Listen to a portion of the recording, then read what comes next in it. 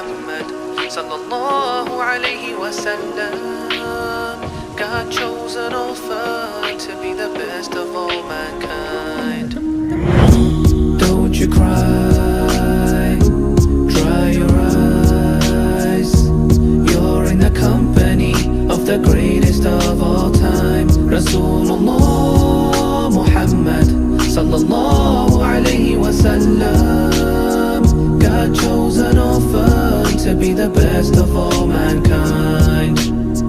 Never met his father, Abdullah, he died before he was even born. His widowed single mother, Amina, did the best she could, raised him up alone. She sent him far away from the city to the desert, to his new adopted home, to a wet nurse called Halima.